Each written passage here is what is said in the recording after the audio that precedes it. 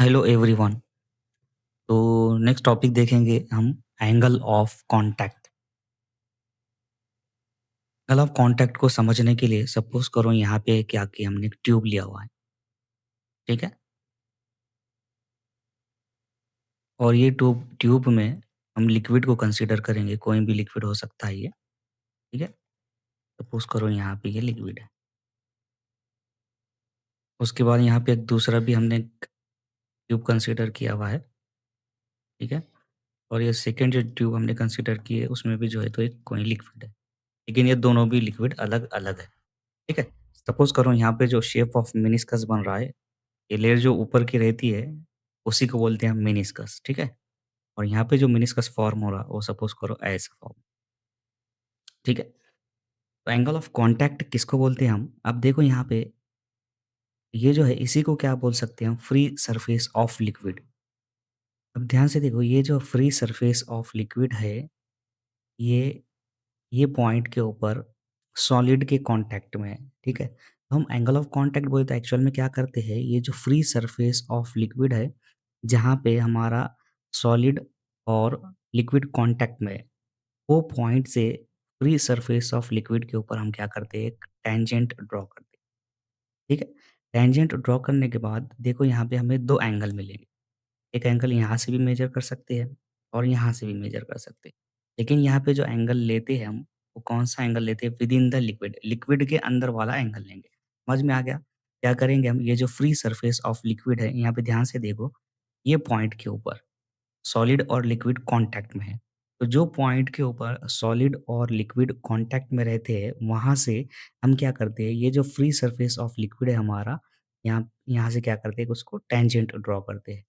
और tangent draw करने के बाद विद इन द लिक्विड जो एंगल रहेगा हमारा, वो वही एंगल को क्या बोलते हैं हम? Angle of contact. ठीक है? समझ में आ गया? तो ध्यान से देखो, ये जो मेनिस्कस होता है, ये मेनिस्कस को बोलते हैं हम कॉनकेव मेनिस्कस। ठीक है? ये कौन-सा है? सॉरी, ये जो मेनिस्कस होता है इसको बोलते हैं हम कॉन्वेक्स मेनिस्कस। ये जो शेप रहेगा ऐसे, इसको बोलेंगे हम कॉन्वेक्स। और ये जो शेप होता है इसको बोलते हैं हम कॉनकेव मेनिस्कस। जैसे फॉर एग्जांपल अगर कंसीडर करेंगे हम ये मर्क्यूरी, ये जो हमने लिक्विड कंसीडर किया है ये मर्क्यूरी है। और यहाँ पे जो लिक्विड हम कंसीडर करेंगे, सपोज करो केरोसिन कंसीडर करेंगे। तो कभी भी कोई भी केरोसिन हम कोई भी सॉलिड बॉटल के अंदर लेंगे, ग्लास बॉटल के अंदर, तो वहाँ पे जो शेप फॉर्म होता है वो कौन सा फॉर्म होता है, हमें कॉनकेव मेनिस्कस फॉर्म होता है। और अगर हम कोई मर्क्यूरी ग्लास में लेंगे, ग्लास बॉटल में, तो वहाँ पे जो मेनिस्कस का शेप फॉर्म होता है वो कौन सा होता है, कॉन्वेक्स मेनिस्कस। तो डेफिनेशन क्या आ जाएँगी हमारी एंगल ऑफ कांटेक्ट की? The angle of contact. कैसे डिनोट करेंगे उसको हम? थीटा से। किसके किस में रहेगा ये हमारा? Between liquid and solid surface is defined as the tangent drawn to the free surface liquid and the surface of solid at the point of contact। और मेजर कहाँ करेंगे उसको हम? Measured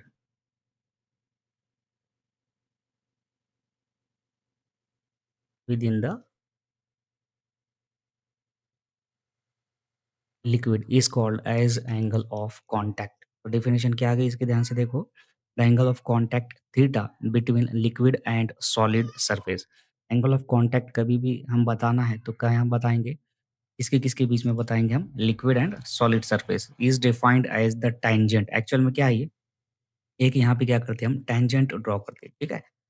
drawn to the free surface of liquid and the surface of solid at the point of contact. तो angle of contact तो हम tangent तो draw करेंगे, लेकिन टेंजेंट कहाँ से ड्रॉ करेंगे? जहाँ पे हमारा सॉलिड और लिक्विड कॉन्टैक्ट में है, वहाँ से क्या करेंगे? फ्री सरफेस ऑफ लिक्विड के ऊपर एक टेंजेंट ड्रॉ करेंगे हम, और मेजर कहाँ से करेंगे हम उसको? With in the liquid, is called as angle of contact. तो यहाँ पे एंगल ऑफ कॉन्टैक्ट की डेफिनिशन फिनिश हो गई। अब उसके बाद हमें देखना है शेप ऑफ मेनिस्कस। अब देखो, शेप ऑफ मेनिस्कस जो देखना है हमें, यहाँ पे 4 अलग-अलग केसेस है। फर्स्ट केस जो देखना है हमें, कॉनकेव मेनिस्कस। कॉनकेव मेनिस्कस के लिए हम यहाँ पे क्या कंसीडर करने वाले हैं? केरोसिन इन ग्लास बॉटल, ठीक है? तो यहाँ पे ग्लास बॉटल सॉलिड हो गया, और केरोसिन क्या कंसीडर करने वाले हैं? लिक्विड, ठीक है? तो यहाँ पे सपोज़ करो, ये ग्लास बॉटल की एक साइड है हमारी, ठीक है? ये ग्लास बॉटल की एक साइड आ गई, और सपोज़ करो यहाँ पे पूरा का पूरा क्या कर दिया हमने? केरोसिन फिल कर दिया,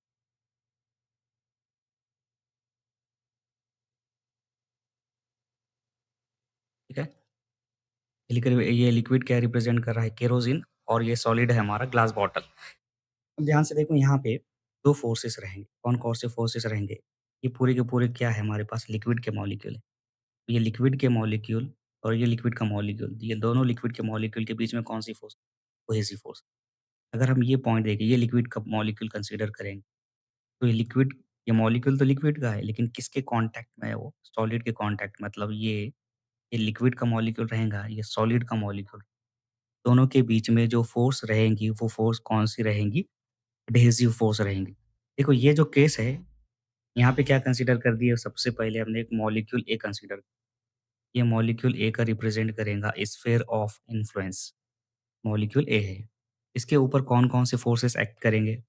एडहेसिव फोर्स भी रहेगा और कोहेसिव फोर्स भी रहेगा, ठीक है? यहाँ पे ये सपोज़ करो, ये है हमारे पास एडहेसिव फोर्स। यहाँ पे जो रिजल्टेंट एडहेसिव फोर्स मिलेगी, सिर्फ रिजल्टेंट किसका? एडहेसिव फोर्स का। कौन से डायरेक्शन में आएगा वो? ये डायरेक्शन में। एडहेसिव फोर्स को रिप्रेजेंट करेंगे हम एपी से। एपी क्या रिप्रेजेंट कर रहा है? हमारा एडहेसिव फोर्स। ये केस में एडहेसिव फोर्स हमारा ग्रेटर रहता है, ठीक है? एडहेसिव फोर्स ग्रेटर रहेगा, इससे कोहेसिव फोर्स से, ठीक है? एडहेसिव फोर्स कौन-सी ली हमने? एपी। अब ध्यान से देखो, ये नीचे के जितने भी मॉलिक्यूल्स रहने वाले हैं, ये सब के सब के रहेंगे? लिक्विड के रहेंगे।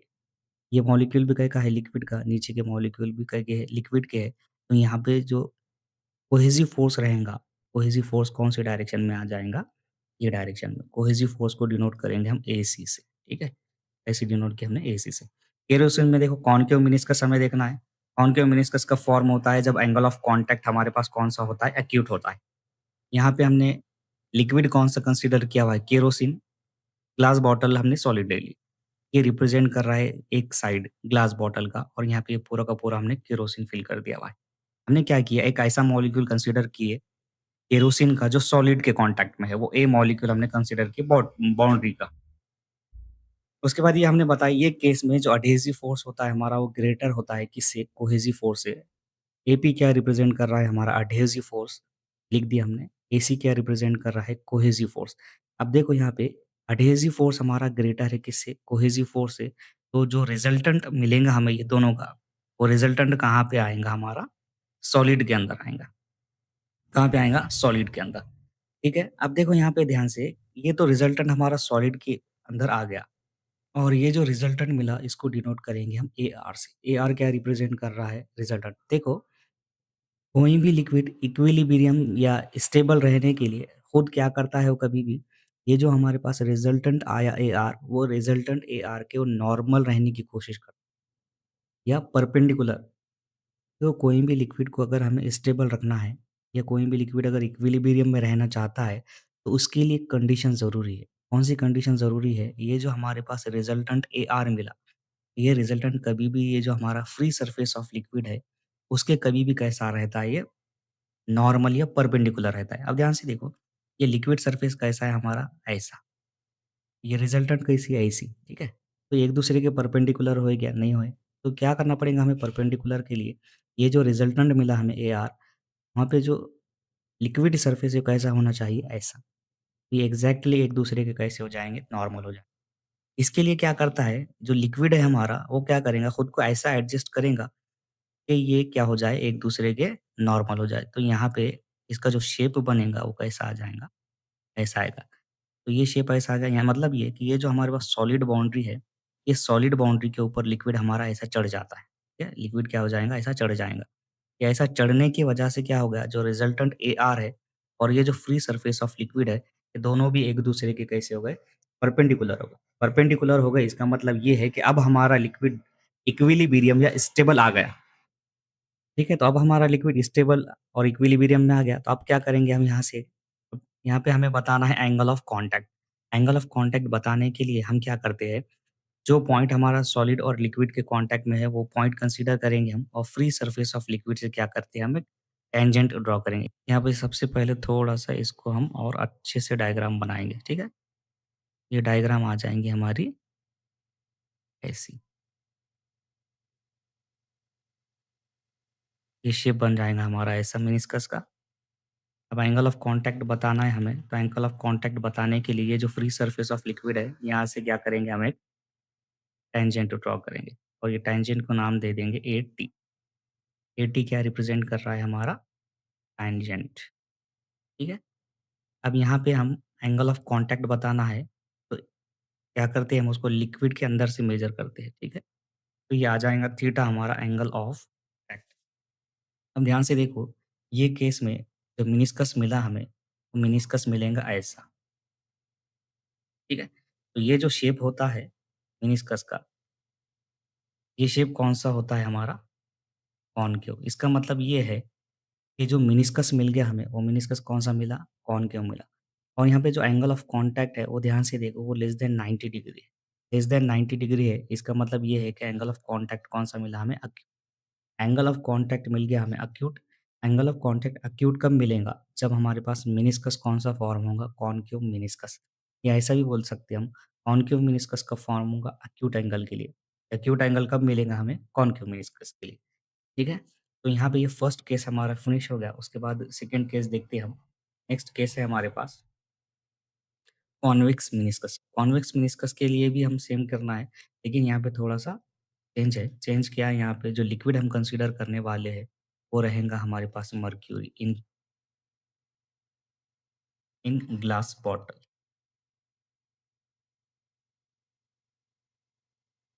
तो यहाँ पे फिर से क्या करेंगे, हम डायग्राम बनाएँगे। सपोज़ करो ये एक रिप्रेज़ेंट करेगा ग्लास बॉटल, एक साइड, यहाँ पे ये आ जाएगा हमारा,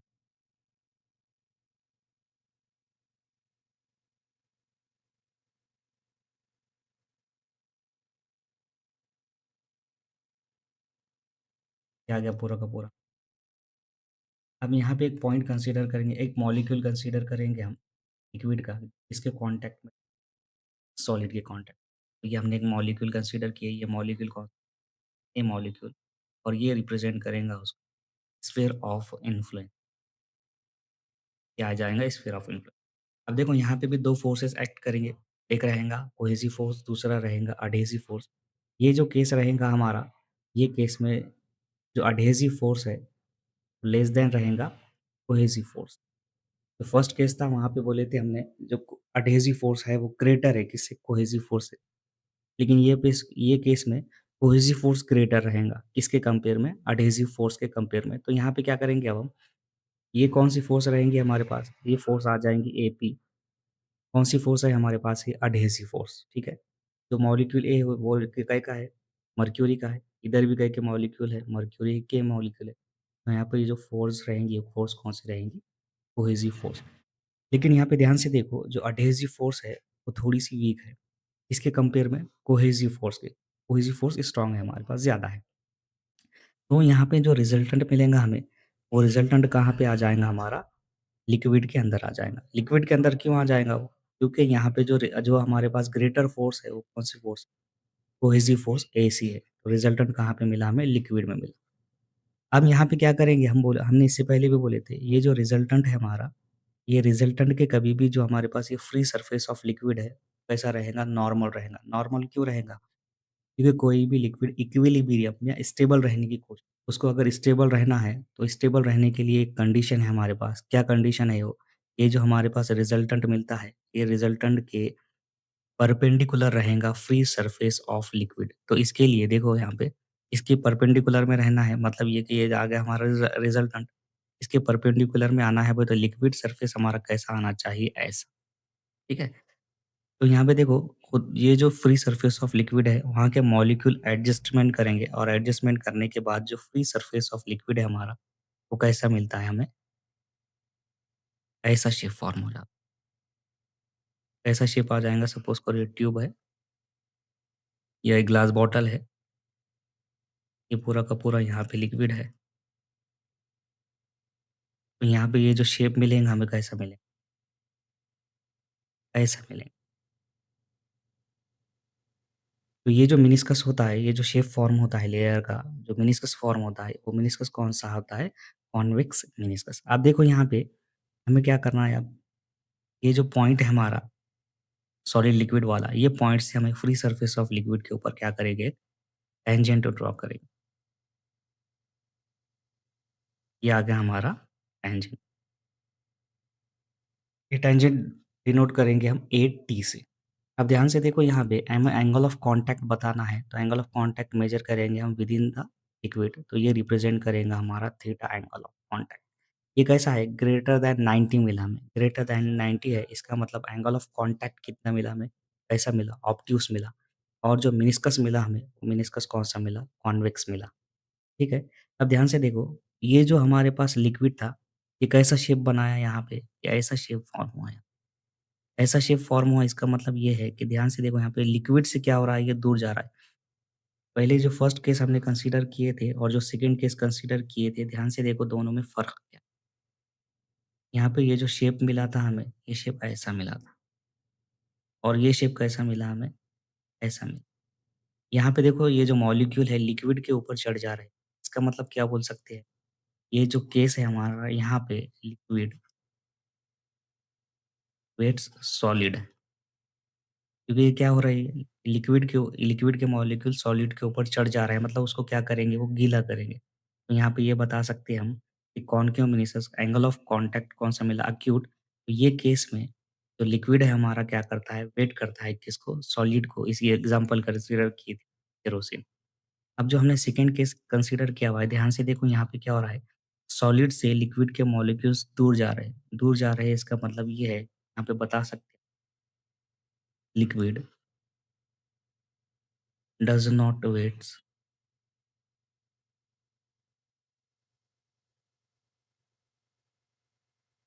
solid, does not wets solid. ठीक है, समझ में आया? तो सेकंड क्वेश्चन कौन-सा है हमारा? Convex meniscus. कॉन्वेक्स मेनिस्कस के लिए जो एंगल ऑफ कांटेक्ट आएगा, वो कौन-सा मिलेगा हमें? ऑब्ट्यूस मिलेगा। इसके लिए एग्ज़ाम्पल कौन-सी करें हमने कंसीडर? मर्क्यूरी। यहाँ पे क्या कंसीडर किया हमने? क्या बताएँ? मर्क्यूरी के एग्ज़ाम्पल में कोहेसिव फ़ोर्स हमारी ग्रेटर रहेंगी किसके? एडहेसिव फ़ोर्स के। जो रिजल्टेंट मिलेगा हमें एआर, वो कहाँ पे मिलेगा? लिक्विड के अंदर मिलेगा। और यहाँ पे टेंजेंट कैसा आता है? ऐसा आता है। और ये केस में liquid does not wets solid, ठीक है? क्योंकि सॉलिड के सॉलिड से क्या हो रहा है? लिक्विड के मॉलिक्यूल्स दूर जा रहे हैं। इसका मतलब ये बोल सकते हैं कि liquid does not wets solid. तो ये सेकंड कंडीशन हो गया, हमारा सेकंड केस हो गया। अब थर्ड केस है हमारे पास, zero angle of contact. Zero angle of contact के लिए यहाँ पे जो हम लिक्विड कंसीडर करने वाले हैं, वो हाईली प्योर वाटर। इसमें कंसीडर करेंगे हम highly pure water clean glass में, ठीक है? इसके लिए डायग्राम कंसीडर करेंगे हम। ये साइड रिप्रेजेंट कर रहा है यहाँ पे ग्लास बॉटल का, ठीक है? यहाँ पे ये आ जाएगा हमारे पास पूरा का पूरा लिक्विड। लिक्विड कौन-सा कंसीडर किया हुआ है हमने? हाईली प्योर वाटर कंसीडर किया हुआ है। किसके कॉन्टैक्ट में है? क्लीन ग्लास बॉटल या सिंपली क्लीन क्लीन ग्लास लिख सकते हैं। यहाँ पे देखो क्या हो जाता है ये केस में, ये जो लिक्विड के मॉलिक्यूल है, ये यहाँ पे ऐसा पूरा का पूरा चढ़ जाते हैं, ठीक है? इस क्या कंसीडर करें? हाईली प्योर वाटर के केस में। तो यहाँ पे ये मॉलिक्यूल कंसीडर करेंगे हम, मॉलिक्यूल ए, ये आ जाएगा उसका स्फीयर ऑफ इन्फ्लुएंस, ये आएगा मॉलिक्यूल ए। अब ध्यान से देखो यहाँ पे, ये साइड में दूसरे मॉलिक्यूल्स नहीं रहेंगे वाटर के। अब यहाँ पे सिर्फ़ और सिर्फ़ यही केस में, अब यहाँ पे सिर्फ़ और सिर्फ़ यही मॉलिक्यूल है, यहाँ पे ए मॉलिक्यूल वाटर का। के बाजू में कोई भी लिक्विड के मॉलिक्यूल नहीं है, यहाँ पे भी नहीं है। तो यहाँ पे जो कोहेसिव फ़ोर्स रहेंगी, वो बहुत ही वीक रहेंगी, ठीक है? तो उसको क्या करेंगे हम, नेग्लेक्ट कर देंगे, कोहेसिव फ़ोर्स हमारी नेग्लेक्ट कर देंगे हम। नेग्लेक्ट क्यों करेंगे, समझ में आया ना? नेग्लेक्ट हम इसलिए करेंगे क्योंकि वो बहुत वीक है, बहुत ही वीक होने की वजह से हम उसको नेग्लेक्ट भी कर सकते हैं। यहाँ पे जो सिर्फ़ और सिर्फ़ फ़ोर्स मिलेंगी हमें, वो कौन-सी मिलेंगी, एडहेसिव फ़ोर्स, उसको डिनोट करेंगे हम एपी से। एपी से डिनोट कर दिया हमने एडहेसिव फ़ोर्स को। अब ध्यान से देखो हमने क्या बोले यहाँ पे कि कोहेसिव फ़ोर्स हमारी बहुत ही वीक है तो उसको हमने नेग्लेक्ट कर दिया। तो यहाँ पे सिर्फ़ और सिर्फ़ कौन-सी फ़ोर्स बची हमारे पास, एडहेसिव फ़ोर्स बच गई एपी। तो यहाँ पे जो रिज़ल्टेंट मिलेगा हमें, वो रिज़ल्टेंट कहाँ पे आएगा हमारा? वो रिज़ल्टेंट आएगा हमारा, अब यहाँ पे रिज़ल्टेंट बताना है हमें, रिज़ल्टेंट आ जाएगा यहाँ पे। किसके अलोंग में आ जाएगा और किसके ऊपर आ जाएगा? एपी के ही ऊपर आ जाएगा। जो डायरेक्शन में एपी रहेगा, वही डायरेक्शन में हमारा रिज़ल्टेंट एआर, ठीक है?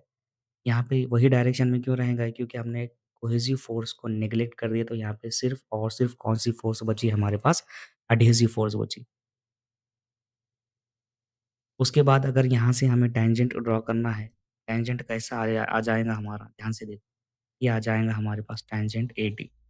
ये वॉल के अलोंग में ही टेंजेंट आ जाएगा हमारा, उसको डिनोट करेंगे हम एटी से।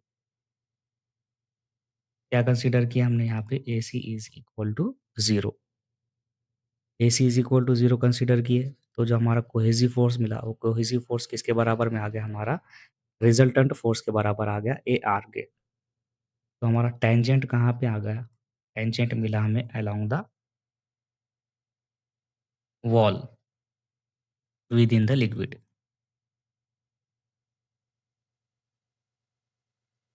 एंगल ऑफ कॉन्टैक्ट मिला कितना हमें? Hence angle of contact is equal to 0। तो ये केस में हमें क्या मिलेगा? एंगल ऑफ कॉन्टैक्ट 0 मिलेगा। कौन-सा क्या कंसीडर, लिक्विड कौन-सा कंसीडर किया हमने? हाइली प्योर वाटर किसके कॉन्टैक्ट में है? वो क्लीन ग्लास के कॉन्टैक्ट में है। कोहेसिव फ़ोर्स हो जाएगा यहाँ पे 0, क्योंकि हम उसको बहुत ही वीक होने की वजह से नेग्लेक्ट कर देंगे। यहाँ पे एडहेसिव फ़ोर्स किसके बराबर मिलेगा हमें? रिजल्टेंट फ़ोर्स के बराबर मिलेगा। टेंजेंट ड्रॉ करेंगे हम, तो टेंजेंट कहाँ पे रहेगा? Along the wall with in the liquid, therefore the angle of contact is 0। तो ये थर्ड केस हमारे पास फिनिश हो गया। नेक्स्ट केस देखना है अब हमें, angle of contact 90 degree and condition for convexity and कॉनकेविटी। देखो ये जो केस है, ये हाइपोथेटिकल केस है एंगल ऑफ कॉन्टैक्ट 90 डिग्री की। यहाँ पे फिर से क्या करेंगे, हम डायग्राम बनाएँगे, ठीक है? ये रहेगा हमारा सॉलिड, यहाँ पे ये रहेगा हमारे पास लिक्विड,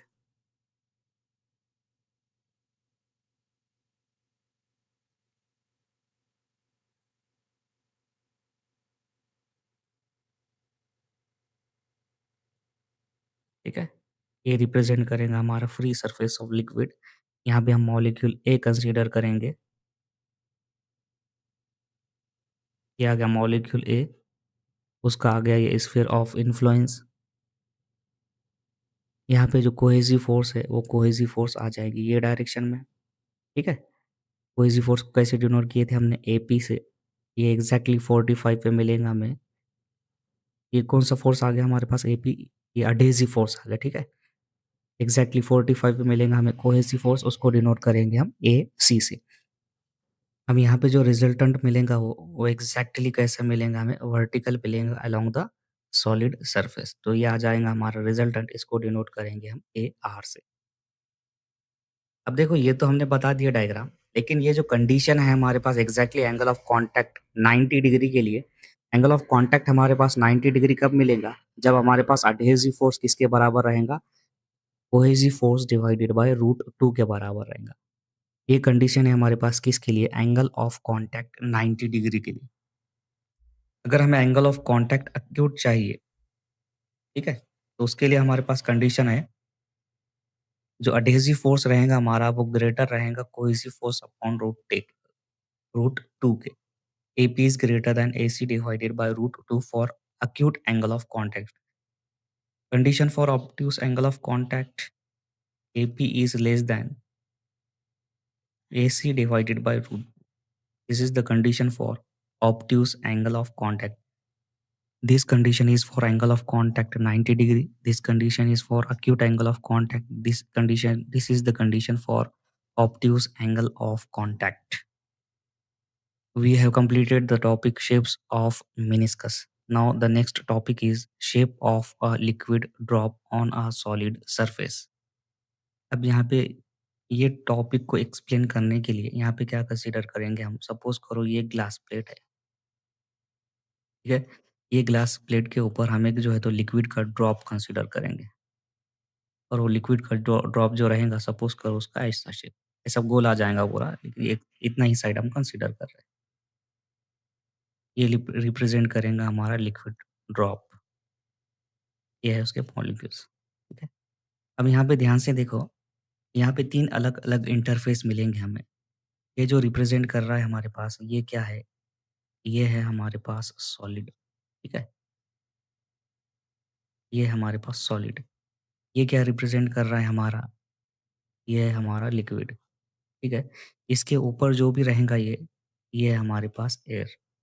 तो यहाँ पे 3 अलग-अलग इंटरफ़ेस मिलेंगे, और यहाँ पे क्या कंसीडर करेंगे हम? T1 कंसीडर करेंगे ये डायरेक्शन में। ये डायरेक्शन में रहेगा हमारा T2, और ये रहेगा हमारा T3।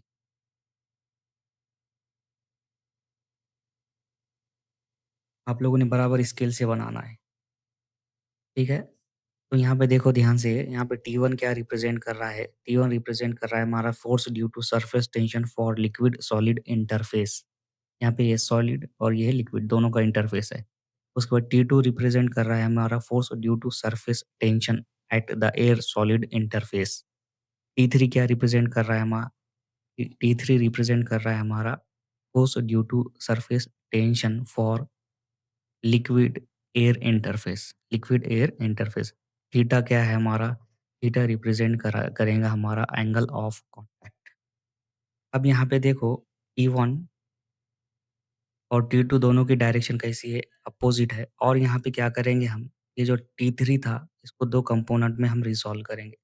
ये है हमारा वर्टिकल कंपोनेंट, और ये रहेगा हमारे पास हॉरिजॉन्टल कंपोनेंट। ये एंगल थीटा है, तो ये आ जाएगा हमारे पास T3 कॉस थीटा, और ये मिलेगा हमें T3 sine theta. Left side में मिला हमें T2, राइट साइड में मिला T1 और T3 कॉस थीटा। तो यहाँ पे इक्वेशन क्या बनेगी हमारे पास? T3 cos theta plus plus में क्या आ जाएगा यहाँ पे? T1 इक्वल टू क्या मिलेगा हमें? T2। T1 को राइट में शिफ्ट करेंगे, T3 cos theta is equal to T2 minus T1। T3 multiply में है कॉस थीटा के, राइट में शिफ्ट करेंगे तो डिनोमिनेटर में जाएगा। Cos theta is equal to T2 minus T1 upon T3, equation number 1। यहाँ पे 4 केसेस की स्टडी करना है हमें, 4 डिफरेंट केसेस। तो फर्स्ट केस रहेगा हमारा, if T2 is greater than T1 and T2 minus T1 is less than T3।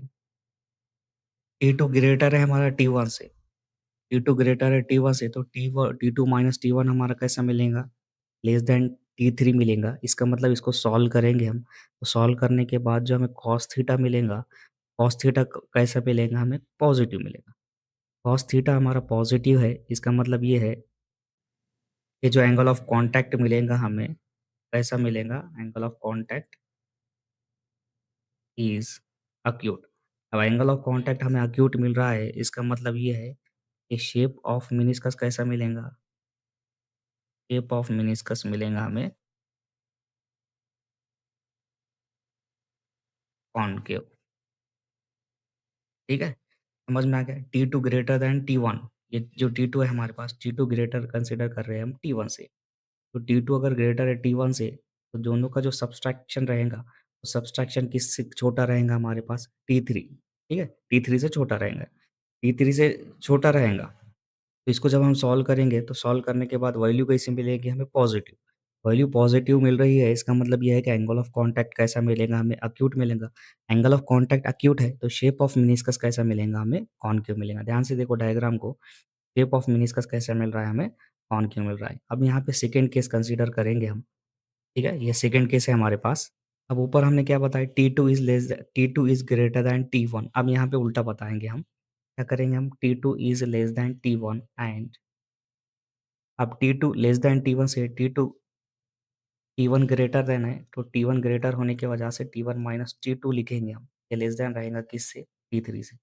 अब देखो यहाँ पे फ़ॉर्मूले में क्या किया हमने, T1 माइनस T2 कर T1 minus T2 less than आ गया हमारे पास T3 से। तो यहाँ पे जो कॉस थीटा की वैल्यू है, कॉस थीटा कैसा मिलेगा हमें? Therefore cos theta is negative. अब कॉस थीटा हमारा नेगेटिव है, कॉस थीटा नेगेटिव है, इसका मतलब थीटा कहाँ पे लाई करेगा हमारा? Theta is lies between 90 degree and 180 degree. अब थीटा हमारा 90 और 180 के बीच में है, तो इसका मतलब ये है कि जो एंगल ऑफ कॉन्टैक्ट मिलेगा हमें, वो एंगल ऑफ कॉन्टैक्ट कैसा मिलेगा? Angle of contact is obtuse. Angle of contact obtuse है, तो शेप ऑफ मेनिस्कस कैसा मिलेगा हमें? शेप ऑफ मेनिस्कस ऑब्ट्यूज़ के लिए मिलता है हमें convex. Shape of meniscus is convex. अगर ये केस के लिए हमें डायग्राम बनाना है, तो ये सपोज़ करो यहाँ पे हम क्या कंसीडर किए, सॉलिड ग्लास प्लेट ले लिए। ग्लास प्लेट पे हम लेंगे यहाँ पे एक मर्क्यूरी ड्रॉप, ठीक है?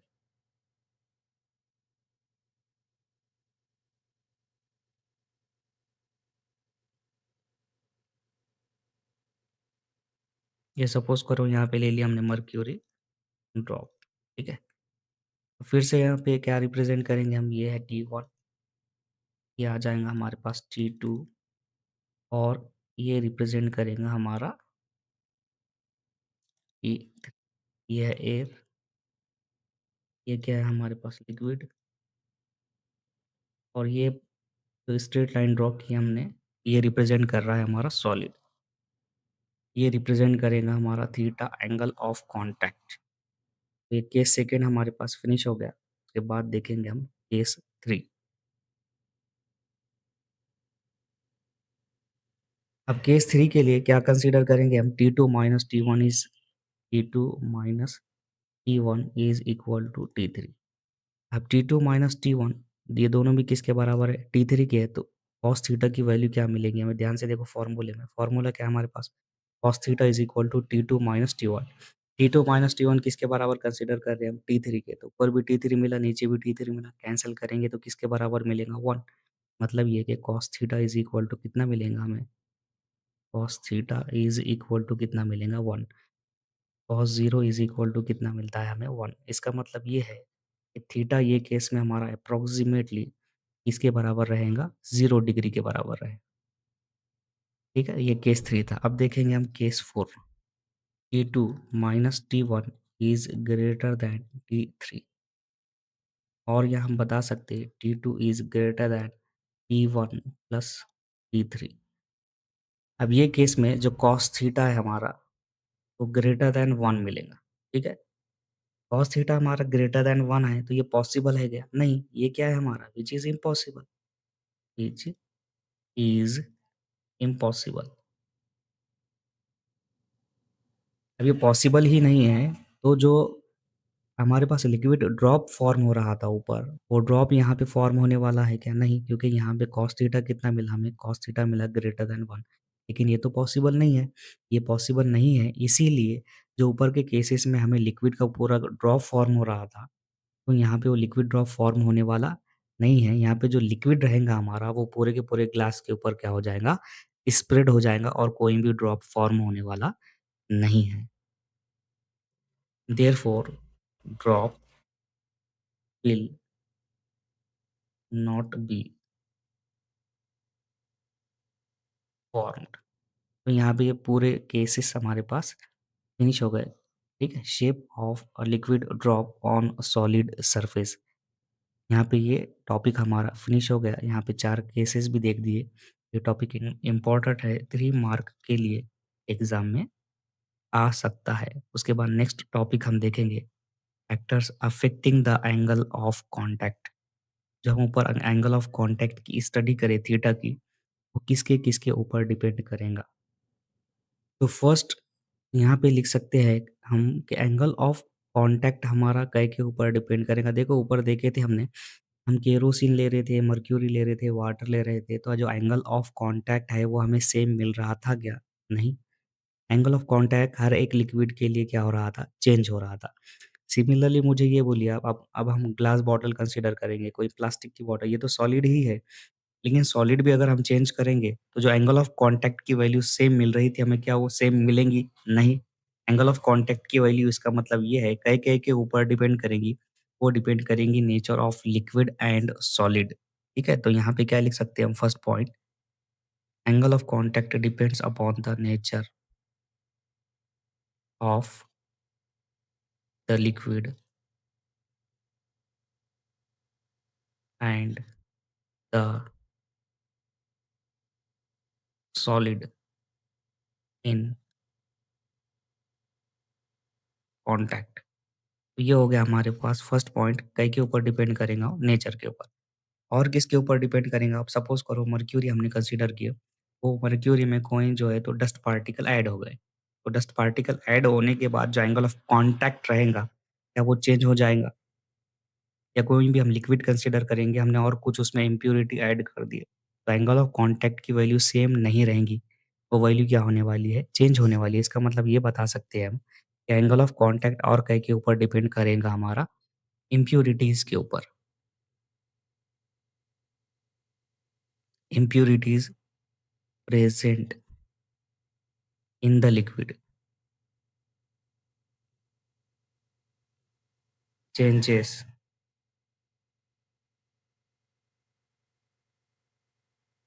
Angle of contact. तो ये हो गया हमारे पास सेकंड पॉइंट। थर्ड पॉइंट क्या रहेगा हमारे पास? अब ये बताओ मुझे कि कोई भी लिक्विड हम लेंगे, उसका अगर हम टेम्परेचर इंक्रीज़ कर देंगे, तो टेम्परेचर इंक्रीज़ करने के बाद एंगल ऑफ कॉन्टैक्ट हमारा सेम रहेगा क्या? नहीं, एंगल ऑफ कॉन्टैक्ट क्या हो जाने वाला है? चेंज हो जाने वाला है। तो हम यहाँ पे ये बता सकते, increase in temperature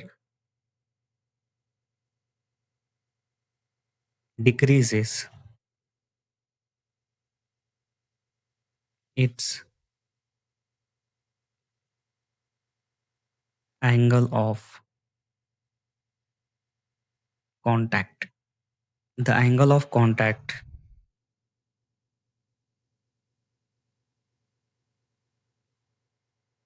is constant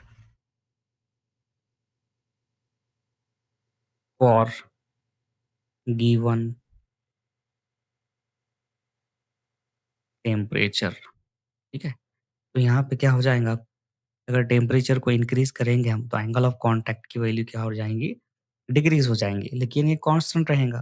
किसके लिए कांस्टेंट रहेगा? कोई भी गिवन टेम्परेचर के ऊपर इसकी वैल्यू कैसी रहेंगी? कांस्टेंट रहेंगी। यही था हमारा factors affecting the angle of contact. 3 चीज़ों के ऊपर डिपेंड करेगा, याद रखो, nature of liquid and solid in contact. दूसरा डिपेंड करेगा इम्प्यूरिटीज़ के ऊपर और तीसरा डिपेंड करेगा ये टेम्परेचर के ऊपर। तो यहाँ पे ये हमारा फिनिश हो गया। उसके बाद देखेंगे हम effect of impurity and temperature on surface tension. तो फर्स्ट यहाँ पे देखेंगे हम इफ़ेक्ट ऑफ इम्प्यूरिटीज़, मतलब ये कि कोई भी लिक्विड में इम्प्यूरिटीज़ ऐड करेंगे हम, तो वहाँ पे क्या चेंजेस आएँगे सरफेस टेंशन में। इसमें यहाँ पे हमें 3 पॉइंट देखना है अलग-अलग। इसमें फर्स्ट देखना है इफ़ेक्ट ऑफ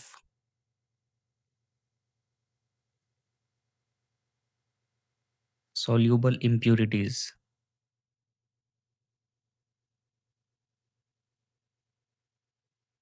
सेकंड देखना है हमें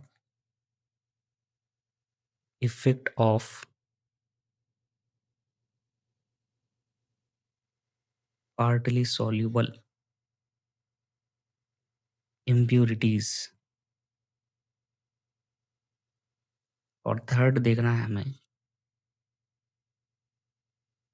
effect of insoluble impurities।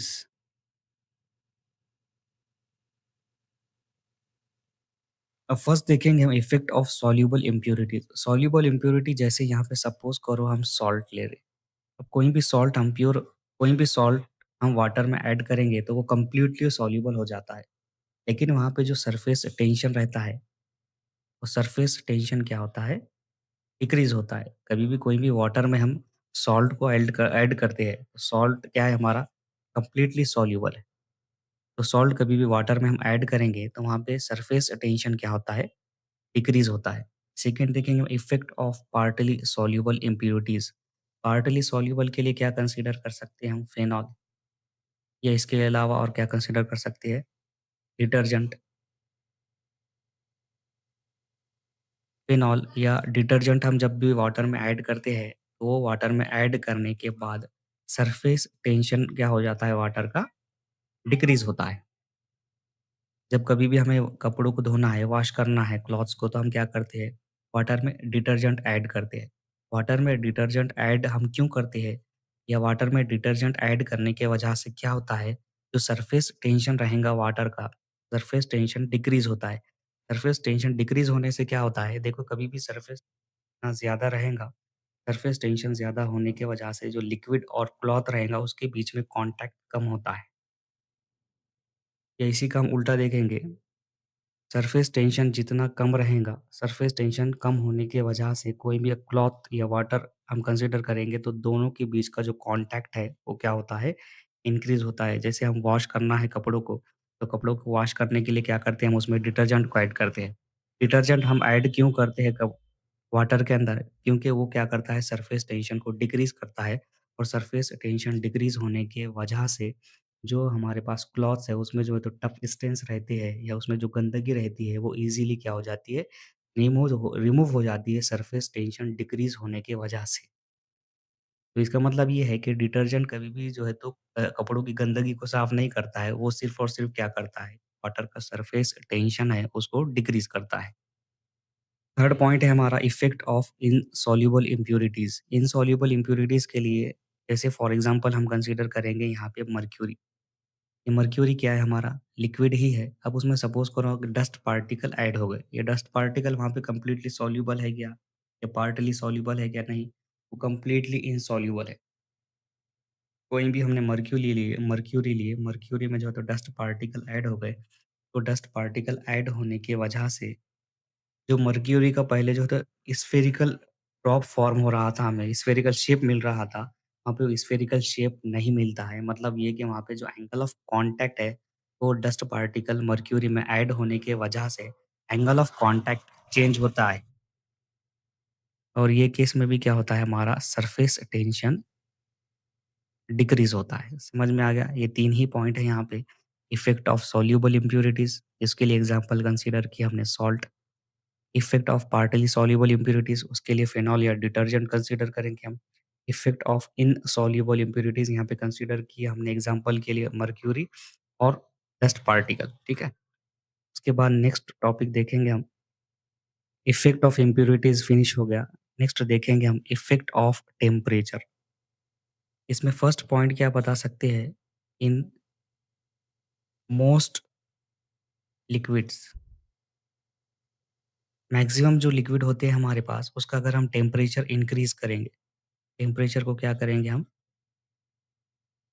Temperature increase किया हमने, increase in temperature, increase in temperature reduces surface tension या डिक्रीज़ेस सरफेस टेंशन, ऐसा भी लिख सकते हैं। जब कभी भी हम टेम्परेचर को इंक्रीज़ करते हैं, तो टेम्परेचर को इंक्रीज़ करने की वजह से जो सरफेस टेंशन होता है हमारा, वो डिक्रीज़ हो जाता है। सेकंड पॉइंट देखेंगे हम। अब सेकंड पॉइंट को देखने के लिए देखो, जब कभी भी हम न्यू कॉटन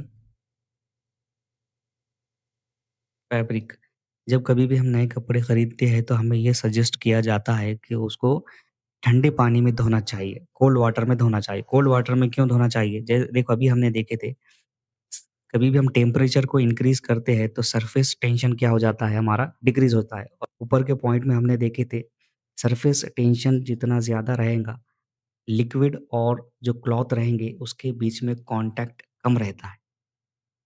और सरफेस टेंशन जितना कम रहेगा, लिक्विड और क्लॉथ के बीच में कॉन्टैक्ट ज़्यादा रहता है। तो न्यू कॉटन फैब्रिक को हमें सजेस्ट किया जाता है कि कोल्ड वाटर में धोना चाहिए।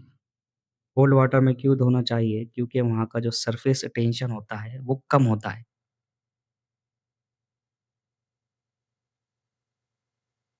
कोल्ड वाटर में क्यों धोना चाहिए? क्योंकि वहाँ पे सरफेस टेंशन कैसा रहता है? मैक्सिमम रहता है।